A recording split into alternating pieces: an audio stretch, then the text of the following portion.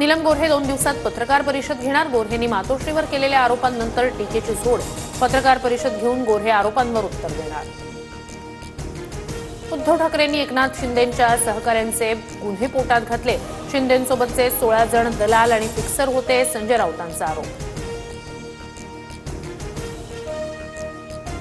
राज्यभरात 9 लाख लाडक्या बहिणींचं अनुदान बंद। छाननी प्रक्रियेदरम्यान लाभार्थ्यांची संख्या कमी। सरकारचे 1620 कोटी वाचले। एकापेक्षा जास्त योजनेच्या लाभार्थी महिलांना वगळलं।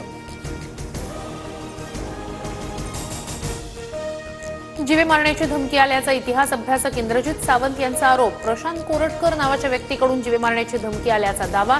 धमकीबाबतचं संभाषण सावंत यांच्याकडून फेसबुकवर पोस्ट। मागील आठवड्यापासून मुंबईतील तापमान वाढ काय? 38.4 अंश सेल्सिअस कमाल तापमानाची नोंद। मुंबईसह ठाणे, रायगड, रत्नागिरी, पालघर जिल्ह्यात उष्णतेच्या लाटेचा इशारा। तुळजाभवानी मंदिराच्या पुनर्बांधणीला पुजाऱ्यांचा विरोध। स्ट्रक्चरल रिपोर्ट बदलून केंद्राच्या पुरातत्व विभागाकडून सल्ला घेण्याची मागणी।